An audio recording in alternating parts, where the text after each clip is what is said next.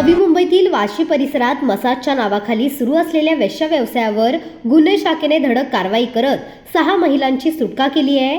Arpana salon आणि spa sector 11 Vashi येथे 6,000 रुपयांच्या मोबदल्यात महिलांकडून जबरदस्तीने अनैतिक व्यवसाय करून घेत असल्याची माहिती गुन्हे शाखेच्या अनैतिक मानवी वाहतूक प्रतिबंधक कक्षाला मिळाल्यानंतर ही कारवाई करण्यात आली।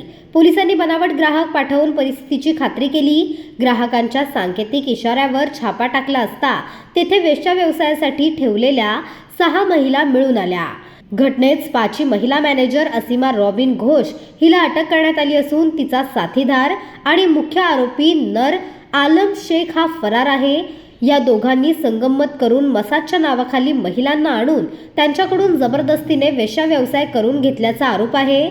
या प्रकरणी वाशी पोलीस ठाण्यात गुन्हा नंबर 627/2025 अन्वये भारतीय न्याय संविधा कलमे अंतर्गत अनैतिक व्यापार प्रतिबंध कायद्यानुसार गुन्हा दाखल करण्यात आला आहे। अटक आरोपी महिला मॅनेजरला 4 डिसेंबर 2025 पर्यंत पोलीस कोठडी सुनावली आहे।